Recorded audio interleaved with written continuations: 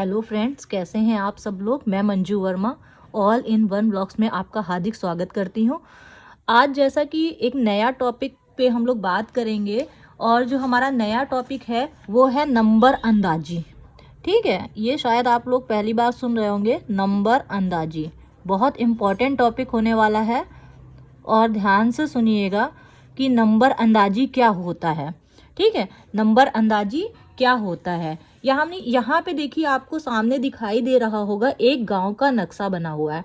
ठीक है, गांव है और गांव के ये सारे भूखंड यानी कि सारे ये क्या है, छोटे छोटे गाटे हैं। ठीक है, और आपको यहाँ पे ये जो नंबरिंग है, जैसे बहुत सारे भाई बंधुओं को ये नहीं समझ में आता है, वो गाटा ढूंढते हैं तो वो समझ नहीं पाते हैं कि ये गाटा कहाँ मिलेगा। अचानक से पूछ लिया जाए 34 नंबर गाटा, तो 1 2 3 4 5 6 इस टाइप से देखेंगे और वो समझ नहीं पाते हैं कि ये नंबर कहाँ पे मिलेगा।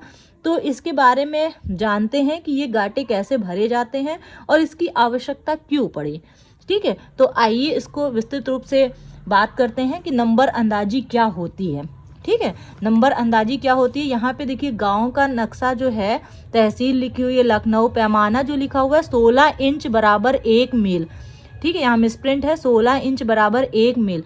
कड़ी गुनिया में जब मैंने बात की थी, कड़ी गुनिया को एक्सप्लेन किया था, उसमें मैंने ये पैमाना बताया था कि जब भी 16 इंच, जब स्केल में हम 16 इंच नापते हैं तो ज़मीन पे वो 1 मील की दूरी तय करता है। ठीक है, अगर आपने वो वीडियो नहीं देखा है तो आप पहले उस वीडियो को देख लीजिए, आपके सारे डाउट्स क्लियर हो जाएंगे। तो नंबर अंदाजी क्या होती है, जो भूचित्र गाटे होते हैं उनको संख्याओं द्वारा नामकरण करने को, यानी कि जो भी ये क्या है, देखिए भूचित्र है। ठीक है, ये भूमि का चित्र है और यहाँ पे क्या है, यहाँ पे ये छोटे छोटे क्या हैं, गाटे हैं। इन गाटों का संख्याओं द्वारा, यानी कि ये जैसे कि ये गाटा संख्या 4 है। ठीक है, 4 है, जहाँ पे सा लिखा हुआ है, गाटा संख्या 4 है, हमने इसकी नंबरिंग कर दी 4 से। ठीक है, तो 4 से ये इसका नामकरण कर दिया, यानी कि ये जो 4 है ये क्या है, नंबर अंदाजी, यानी इसे संख्यांकन भी कहते हैं। ठीक है, ये नंबर अंदाजी हो गए। तो आइए हम बात करेंगे कि नंबर अंदाजी कैसे करते हैं। यहाँ पे मैंने 1 2 3 4 6 5 6 7 8 9 10 इस टाइप से लिखा हुआ है, लेकिन जो ये संख्याएं होती हैं ना, इनको हिंदी में लिखते हैं। ये मैंने अपनी सुविधा के लिए, मीन्स आदत में रहता है, हैबिट में रहता है, सभी लोग 1 2 3 4 ही लिखते हैं। तो जो संख्याएं होंगी वो हिंदी में लिखी जाएंगी। जैसे कि 1, अगर नहीं पता है तो एक बार ध्यान से सुन लीजिएगा, यानी कि 1 हो जाता है। ठीक है, 2 हो जाता है, इस टाइप से 3 होगा, यहाँ पे क्या होगा, 4 होगा। 4 कैसे होगा, यूं करके। ठीक है, 5 होगा, ऐसे करके 5 लिखते हैं। 6 किस टाइप से लिखते हैं, इस टाइप से 6 लिखते हैं। 7 जो होता है वो इस टाइप से होता है। 8 जो होता है वो इस टाइप से होता है। ठीक है, 8 होता है। और यहाँ पे 9 जो होता है वो इस टाइप से होता है, 9 होता है। ठीक है, ये 9 होता है।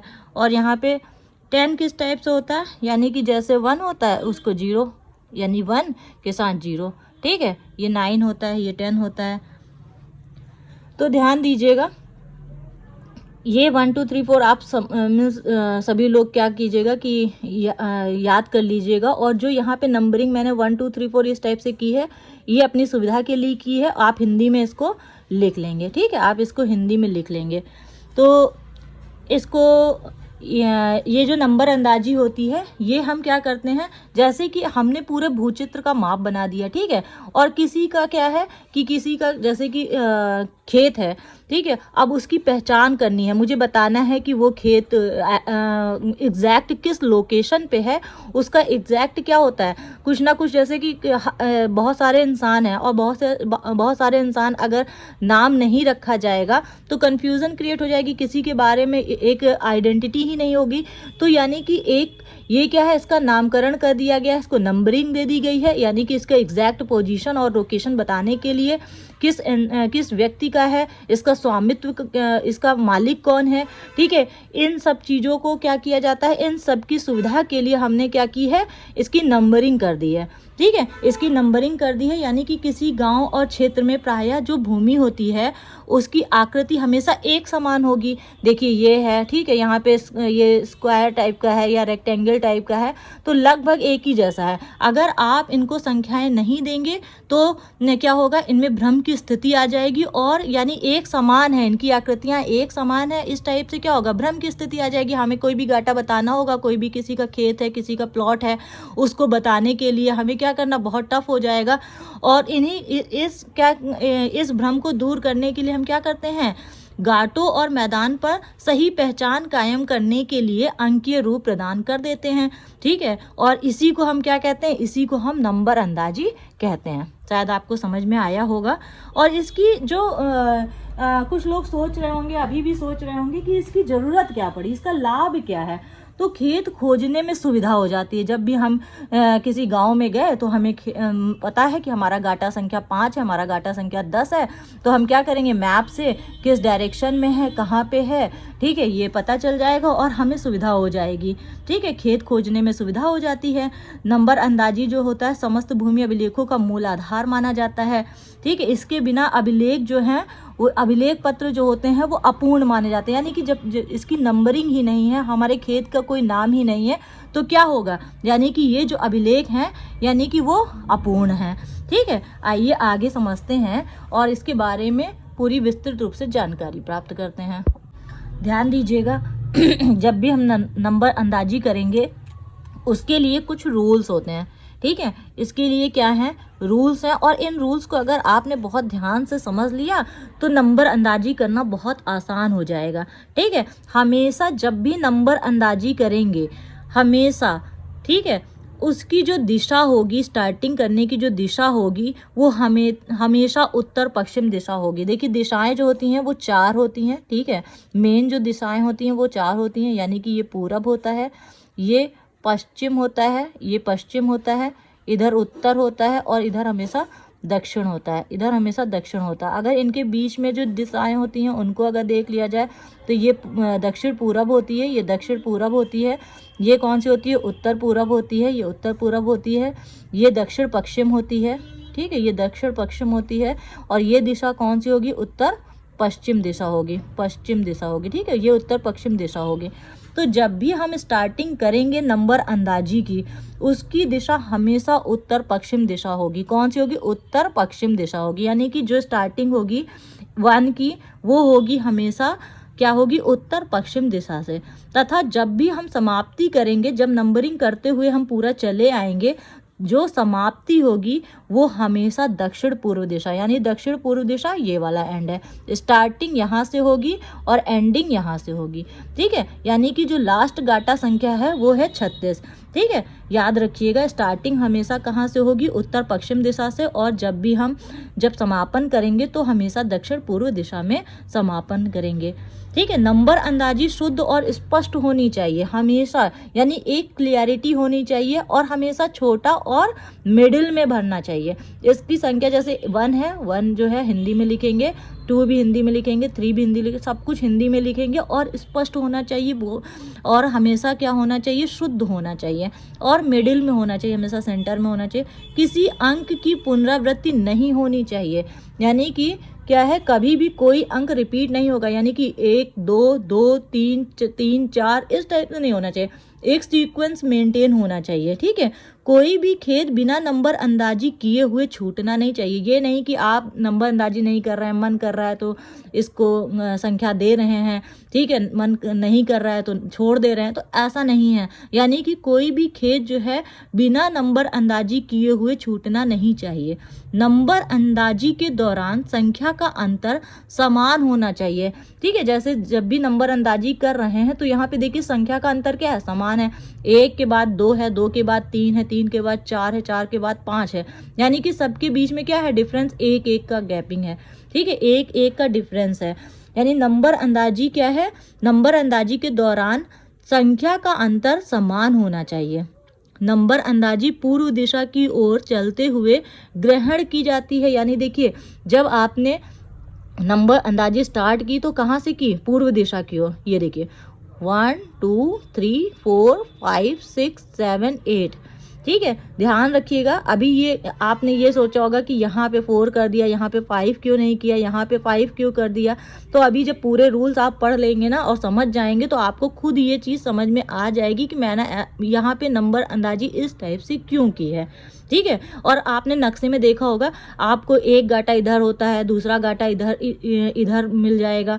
तो ऐसा क्यों है, हम भी सोचते थे, लेकिन जब ये नंबर अंदाजी का ज्ञान हुआ तब मुझे समझ में आया कि ऐसा क्यों होता है। ठीक है, तो नंबर अंदाजी के दौरान यानी क्या है, नंबर अंदाजी पूर्व दिशा की ओर चलते हुए ग्रहण की जाती है, यानी कि हमेशा पूर्व दिशा की ओर चलते हुए ग्रहण करेंगे। और नंबर अंदाजी यानी हमेशा जो इसकी गति होती है वो सर्पाकार गति से चलते हुए की जाती है। सर्पाकार गति का मतलब होता है, जब मैंने यहाँ से स्टार्टिंग की, नंबर 1 दिया इसको, ठीक है, इस गाटे को नंबर 1 दिया और पूर्व दिशा की ओर चलते गए, फिर क्या होगा, सर्प के आकार की इस टाइप से आएगी, फिर इस टाइप से आएगी, यानी पूरा सर्पाकार। ठीक है, इस टाइप से आएगी और लास्ट में कहाँ समाप्ति होगी, दक्षिण पूर्व दिशा में इसकी समाप्ति होगी। इसी वजह से इसका जो इसका सिद्धांत, इसका रूल है वो यही कहता है कि नंबर अंदाजी हमेशा सर्पाकार गति की ओर चलते हुए की जानी चाहिए। प्रत्येक नंबर की मेड़ अगले नंबर की मेड़ से संलग्न होनी चाहिए। ध्यान दीजिएगा, जो देखिए इस एक जो गाटा है उसकी मेड़ ये है, ठीक है, दूसरे गाटे की, यानी कि इसकी एक कॉमन मेड़ है कि नहीं है, 1 और 2 दोनों की क्या है, कॉमन मेड़ है, यानी कि एक गाटे की जो मेड़ है वो दूसरे वाले गाटे से क्या है, संलग्न है। ठीक है, जितना, और देखिए दूसरे वाले की तीसरे वाले से संलग्न है, तीसरे और चौथे की भी संलग्न है, चौथे और पांचवें की भी संलग्न है, पांचवें और छठे की भी संलग्न है, छठे और सातवें की संलग्न है, आठवें की है, फिर 9 देखिए, 10 देखिए। तो इस टाइप से आप देख सकते हैं कि जो प्रत्येक नंबर की मेड़ है वो अगले नंबर की मेड़ से हमेशा संलग्न होनी चाहिए। इस नियम के उल्लंघन से क्या होता है, अगर ऐसा नहीं किया है तो क्या होगा, कुदान उत्पन्न हो जाता है। ठीक है, कुदान उत्पन्न हो जाता है। तो अब हम आगे वाले वीडियो में, जो हमारा नेक्स्ट वीडियो आएगा, वो कुदान से रिलेटेड होगा और हम जानेंगे कि कुदान क्या होता है। ठीक है, कुदान क्या होता है और मतरूक नंबर क्या होता है, बहुत ही इम्पॉर्टेंट है। तो आगे जो नेक्स्ट वीडियो होगा वो कुदान के बारे में होगा और मतरूक नंबर के बारे में होगा। तो जितने भी मैंने रूल्स बताए, सिद्धांत बताए, उनको फॉलो करते हुए आइए इसको जानते हैं। तो हमारा जो टॉपिक नेक्स्ट वाला वीडियो होगा वो होगा कुदान और मतरूक नंबर। मतरूक नंबर, यानी कि ये भी इम्पॉर्टेंट है कि ये कुदान क्या होता है, मतरूक नंबर क्या होता है। तो इसको नेक्स्ट वीडियो में समझेंगे। और देखिए 1 2 3 4 5 6, ठीक है, 5 6 7 8 9 10 11 12, फिर 12 के बाद में हमने क्या किया कि 12 के बाद में हमने यहाँ पे 13 कर दिया और यहाँ 14 कर दिया। ठीक है, 13 फिर 14, यानी ये वाला बचा था। अगर हम यहाँ पे 13 कर देते, यहाँ 14 कर देते, तो ये वाला क्या होता, गैपिंग हो जाती। ठीक है, ये वाला गैपिंग हो जाती और फिर गैपिंग हो जाती तो वो सही नहीं माना जाता। ठीक है, और अगर गैपिंग हो जाती बाय चांस तो उसी से रिलेटेड है कुदान और मतरूक। ठीक है, वो भी समझ में आ जाएगा आपको। और यहाँ पे देखिए, पहले जब हम नंबर अंदाजी करेंगे तो हमेशा पेंसिल से करेंगे, जब वो कंफर्म हो जाएगा तब हम उसको क्या करेंगे, पेन से कर देंगे। ठीक है, तो और यहाँ पे क्या है, 15 आ गया, फिर 16 आ गया। देखिए हम लोग ऐसे गए, फिर हमने सर्पाकार आकार ग्रहण किया। ठीक है, हमें सर्पाकार में आना है, सर्पाकार गति ग्रहण की। फिर 15 के बाद 16 आ गया, 16 17, ठीक है, 17 के बाद 18, क्योंकि हमें इसकी बाउंड्री से टच भी कराना है, संलग्न बाउंड्री होनी चाहिए। तो 17 के बाद 18 आ गया, 18 के बाद जस्ट 19 आया, 19 के बाद 20 आया, 20 21 22 23 24, फिर इधर से आएंगे लौटते हुए तो 25 26 27 28 29, फिर क्या इधर से जाएंगे 30 31 32 33 34 35 और 36। ठीक है, तो यानी कि हम लोग किधर से स्टार्ट किए थे? हम लोगों ने स्टार्ट किया था उत्तर पश्चिम दिशा से, चलते हुए पूरब की दिशा की ओर बढ़े, फिर सर्पाकार गति ग्रहण करते हुए किस टाइप से आए। हम एक अंदाज़ा भी लगा लेंगे कि हम किधर से जाएं, कैसे जाएं, कि जो हमारा जो भी नंबर अंदाजी हो वो लास्ट वाला जो समाप्ति कहाँ पे हो, दक्षिण पूर्व दिशा की ओर हो।